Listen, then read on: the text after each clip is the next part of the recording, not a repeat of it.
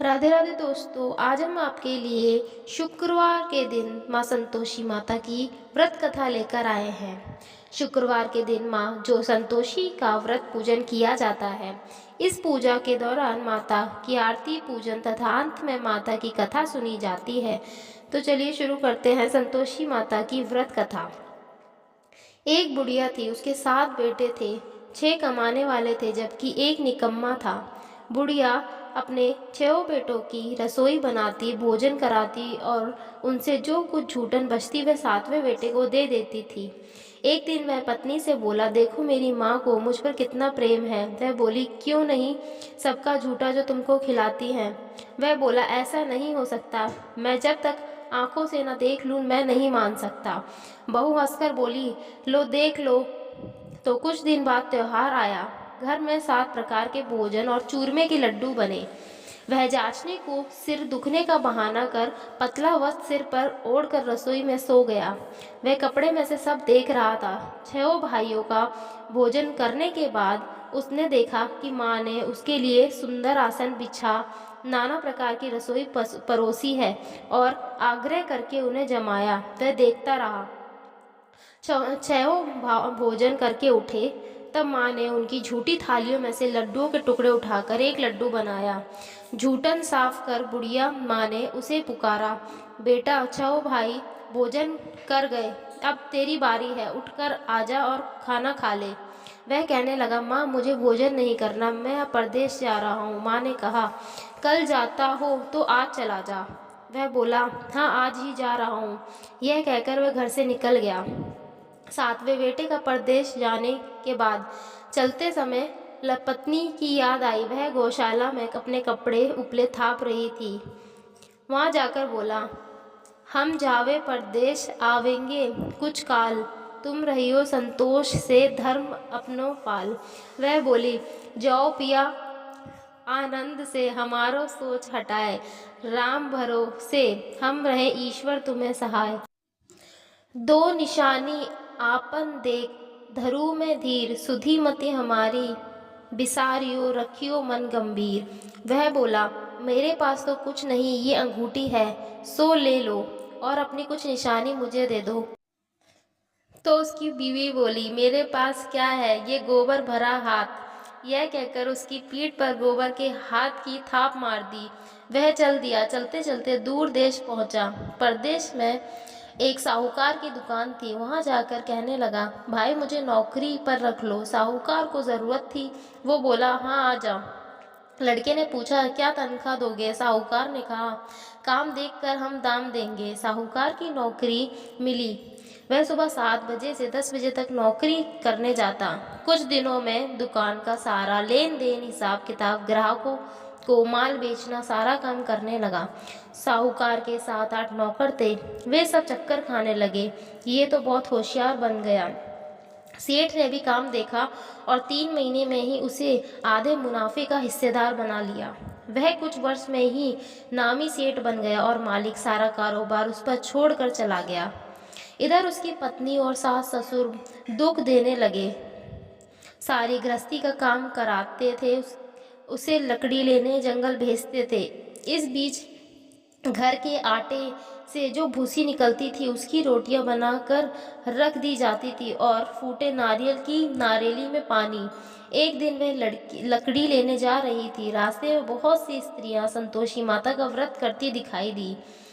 वह वहाँ खड़ी होकर कथा सुनने लगी और पूछा, बहनों तुम किस देवता का व्रत करती हो और उसके करने का फल क्या मिलता है? यदि तुम इस व्रत का विधान मुझे समझा कर सकोगे तो मैं तुम्हारा बहुत एहसान मानूंगी। तब उनमें से एक स्त्री बोली, सुनो, यह संतोषी माता की व्रत कथा है। इसके करने से निर्धरता दरिद्रता का नाश होता है और जो कुछ मन में कामना हो वह संतोषी माता की कृपा से पूरी होती है। तब उसने भी संतोषी माता की विधि पूछी। वह भक्तिनी स्त्री बोली, 1.25 आने का गुड़ चना लेना, इच्छा हो तो 5.25 आने का लेना या 1.25 रुपये का भी सहूलियत के अनुसार लाना। बिना परेशानी और श्रद्धा व प्रेम से जितना भी बन सके सवाया लेना। प्रत्येक शुक्रवार को निराहार रहकर कथा सुनना। इसके बीच क्रम टूटे नहीं, लगातार नियम पालन करना। सुनने वाला कोई ना मिले तो घी का दीपक जलाकर उसके आगे या जल के पात्र को सामने रखकर कथा कहना। जब कार्य सिद्ध ना हो नियम का पालन करना और कार्य सिद्ध हो जाने पर व्रत का उद्यापन करना। यदि किसी के ग्रह खोटे भी हों तो भी माता वर्ष भर में कार्य सिद्ध करती है। फल सिद्ध होने पर उद्यापन करना चाहिए, बीच में नहीं। उद्यापन में अढ़ाई सेर आटे का खाजा तथा इसी में परिमाण से खीर तथा चने का साग रखना। 8 लड़कों को भोजन कराना। जहाँ तक मिले देवर जेठ भाई बंधु के हो, ना मिले तो रिश्तेदारों और आस पड़ोसियों को बुलाना। उन्हें भोजन करा यथाशक्ति दक्षिणा देकर माता का नियम पूरा करना। उस दिन घर में खटाई न खाना। यह सुन बुढ़िया के लड़के की बहू चल दी। रास्ते में लकड़ी के बोझ को बेच दिया और उन पैसों से गुड़ चना ले माता के व्रत की तैयारी बहू ने शुरू कर दी और सामने मंदिर देखकर पूछने लगी कि मंदिर किसका है। सब कहने लगे संतोषी माता का मंदिर है। यह सुनकर माता के मंदिर में जाकर चरणों में लौटने लगी, दीन हो विनती करने लगी, माँ मैं निपट अज्ञानी हूँ, व्रत के कुछ भी नियम नहीं जानती, मैं दुखी हूँ। हे माता जगत जननी मेरा दुख दूर कर, मेरी शरण में हूँ। माता को दया आई। एक शुक्रवार बीता कि दूसरे को उसके पति का पत्र आया और तीसरे शुक्रवार को उसका भेजा हुआ पैसा पहुंचा। यह देख जेठ जेठानी मुंह सुकोड़ने लगे। लड़के ताने देने लगे, काफ़ी के पास पत्र आने लगे हैं, रुपया आने लगा है, अब तो काफ़ी की खातिर बढ़ेगी। बेचारी सरलता से कहती भैया कागज आवे रुपया आवे, हम सबके लिए अच्छा है। ऐसा कहकर आंखों में आंसू भरकर संतोषी माता के मंदिर में मातेश्वरी के चरणों में गिरकर रोने लगी। माँ मैंने तुमसे पैसा कम मांगा, मुझे पैसे का क्या काम है, मुझे तो अपने सुहाग से काम है, मैं तो अपने स्वामी के दर्शन मांगती हूँ। तब माता ने प्रसन्न होकर कहा जा बेटी तेरा स्वामी आएगा। यह सुनकर खुशी से बावली होकर घर में जा काम करने लगी। अब संतोषी माँ विचार करने लगी कि इस भोली पुत्री को मैंने कह तो दिया है तेरा पति आएगा, लेकिन कैसे, वह तो इसे स्वप्न में भी याद नहीं करता, उसे याद दिलाने को मुझे ही जाना पड़ेगा। इस तरह माताजी उस बुढ़िया के पास बेटे के पास जा स्वप्न में प्रकट होकर कहने लगे, ओ साहूकार के बेटे सो रहा है या जाग रहा है। तो वह कहने लगा माता सोता भी नहीं जागता भी नहीं हूँ, कहो क्या आज्ञा है। माँ कहने लगी तेरे घर बार कुछ है कि नहीं। वह बोला मेरे पास सब कुछ है, माँ बाप बहू है, क्या कमी है मुझे। माँ बोली भोले पुत्र तेरी बहू घोर कष्ट उठा रही है, तेरे माँ बाप उसे परेशानी दे रहे हैं, वह तेरे लिए तरस रही है, तू उसकी सुध ले। वह बोला हाँ माता जी यह तो मालूम है, परंतु जाऊं तो कैसे, परदेश की बात है, लेन देन का कोई हिसाब नहीं, कोई जाने का रास्ता नहीं पता, कैसे चला जाऊं। माँ कहने लगी मेरी बात मान, सवेरे नहा धोकर संतोषी माता का नाम ले, घी का दीपक जला, दंडवत कर दुकान पर जा बैठ, देखते देखते सारा लेन देन चूक जाएगा, जमा का माल बिक जाएगा, साज होते होते धन का भारी ढेर लग जाएगा। अब बूढ़े की बात मानकर वह नहा धोकर संतोषी माता को दंडवत घी का दीपक जला दुकान पर जा बैठा। थोड़ी देर में देने वाले रुपया आने लगे, लेने वाले हिसाब लेने लगे। कोठे में भरे सामान के खरीदार नगद दाम दे सौदा करने लगे। शाम तक धन का भारी ढेर लग गया। मन में माता का नाम ले चमत्कार देख प्रसन्न हो घर जाने के लिए गहना कपड़ा सामान खरीदने लगा। यह काम को निपटा कर तुरंत घर को रवाना हुआ।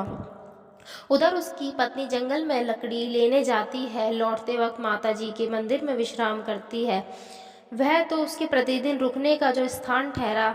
धूल उड़ती देख वह माता से पूछती है कि हे माता ये धूल कैसे उड़ रही है। माता कहती है पुत्री तेरा पति आ रहा है, अब तू ऐसा कर लकड़ियों के 3 बोझ बना ले, एक नदी के किनारे रख और दूसरा मेरे मंदिर पर, वह तीसरा अपने सर पर। तेरे पति को लकड़ियों का गट्ठर देख मोह पैदा होगा, वह यहाँ रुकेगा, नाश्ता पानी खाकर माँ से मिलने जाएगा। तब तू लकड़ियों का बोझ उठा कर जाना और चौक में गट्ठर डालकर जोर से आवाज़ लगाना, लो सासू जी लकड़ियों का गट्ठर लो, भूसी की रोटी दो, नारियल के खोपड़े में पानी दो, आज मेहमान कौन आया है। माताजी से बहुत अच्छा कहकर वह प्रसन्न मन में से लकड़ियों की 3 गट्ठर बनाई, एक नदी के किनारे पर और एक माताजी के मंदिर पर रखा। इतने पे मुसाफिर आ गया। सूखी लकड़ी देख उसकी इच्छा उत्पन्न हुई कि हम यहीं पर विश्राम करें और भोजन बनाकर खा पीकर गांव जावें। इसी तरह रुक कर भोजन बना, विश्राम करके गांव को गया, सबसे प्रेम से मिला। उसी समय सिर पर लकड़ी का गट्ठर लिए वह उतावली सी आती है, लकड़ियों का भारी बोझ आंगन में डालकर जोर से 3 आवाज़ देती है, लो सासू जी लकड़ियों का गट्ठर लो, भूसी की रोटी दो, आज मेहमान कौन आया है। यह सुनकर उसकी सास बाहर आकर अपने दिए हुए कष्टों को बुलाने हेतु कहती है, बहू ऐसा क्यों कहती हो, तेरा मालिक ही तो आया है, आ बैठ, मीठा भात खा, भोजन कर, कपड़े गहने पहन। उसकी आवाज़ सुन उसका पति बाहर आता है, अंगूठी देख व्याकुल हो जाता है। वह माँ से पूछता है, माँ ये कौन है। माँ बोली, बेटे तेरी बहू है, जब से तू गया है तब से सारे गांव में भटकती फिरती है, घर का काम काज कुछ नहीं करती, 4 पहर आकर खा जाती है। वह बोला, ठीक है माँ, मैंने इसे भी देखा है और तुम्हें भी, अब मुझे दूसरे घर की चाबी दो, मैं उसमें रहूँगा। माँ बोली, ठीक है तेरी जैसे मर्जी।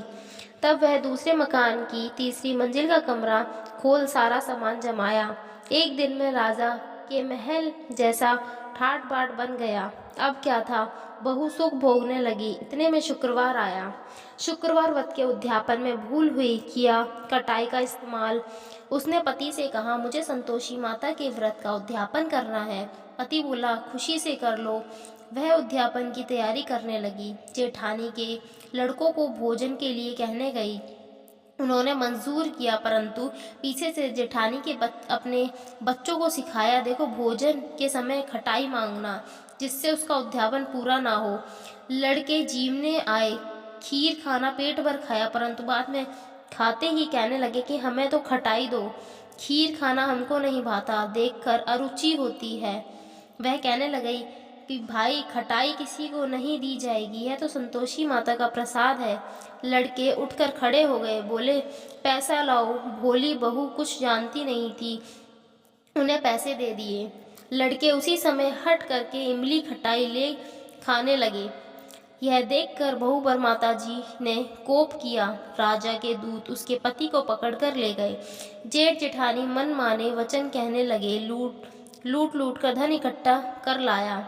अब सब मालूम पड़ जाएगा जब जेल की मार खाएगा। बहू से यह सहन नहीं हुआ तो वह रोती हुई माता जी के मंदिर गई और कहने लगी कि हे माता, तुमने क्या किया।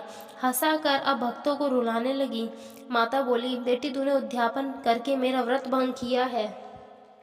वह कहने लगी, माता मैंने कुछ अपराध नहीं किया, मैंने तो भूल से लड़कों को पैसे दिए थे, मुझे क्षमा कर दो, मैं फिर तुम्हारा उद्यापन करूंगी। माँ बोली, अब भूल मत करना। वह कहती है कि अब भूल नहीं होगी, अब बतलावो मैं कैसे आऊँ।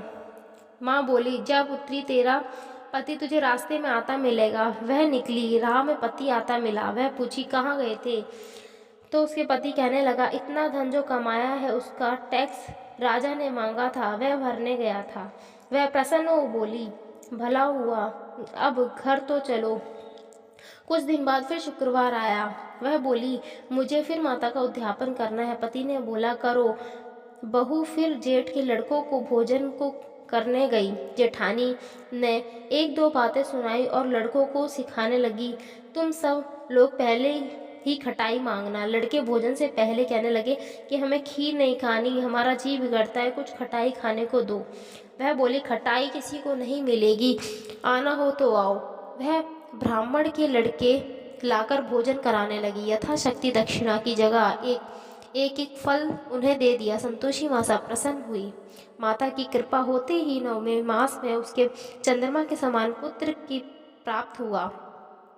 पुत्र को पाकर प्रतिदिन माता जी के मंदिर में को जाने लगी। माँ ने सोचा, यह रोज आती है, आज क्यों ना इसके घर चलूं। यह विचार कर माता ने भयानक रूप बनाया। गुड़ चने से सना मुंह, ऊपर सूंड के समान होंठ, उस पर मक्खियां भिन भिना रही थी। दहली पर पैर रखते ही उसकी सास चिल्लाई, देखो रे, कोई चुड़ैल डायन चली आ रही है, लड़कों इसे भगाओ नहीं तो किसी को खा जाएगी। लड़के भगाने लगे, चिल्ला चिल्ला कर खिड़की बंद करने लगे। बहू रोशनदान में से देख रही थी, प्रसन्नता से पगली बन चिल्लाने लगी, आज मेरी माताजी मेरे घर आई हैं। वह बच्चे को दूध पीने से हटाती है। इतने में सास का क्रोध फट पड़ा। वह बोली, क्या उतावली हुई है, बच्चे को पटक दिया। इतने में माँ के प्रताप से लड़के ही लड़के नजर आने लगे। वह बोली, माँ, मैं जिनका व्रत करती हूँ ये संतोषी माता है। सबने माता जी के चरण पकड़ लिए और विनती कर कर कहने लगे, हे माता, हम मूर्ख हैं, अज्ञानी हैं, तुम्हारे व्रत की विधि हम नहीं जानते। व्रत भंग करके हमने बहुत बड़ा अपराध किया है। जग माता, आप हमारा अपराध क्षमा करो। इस प्रकार माता प्रसन्न हुई। बहू को प्रसन्न हो, जैसा फल दिया वैसा माता सबको दे, जो पढ़े उसका मनोरथ पूर्ण हो। बोलो संतोषी माता की जय। अगर दोस्तों आपको हमारी कथा अच्छी लगी हो तो हमारी वीडियो को लाइक और चैनल को सब्सक्राइब करना ना भूलें। धन्यवाद।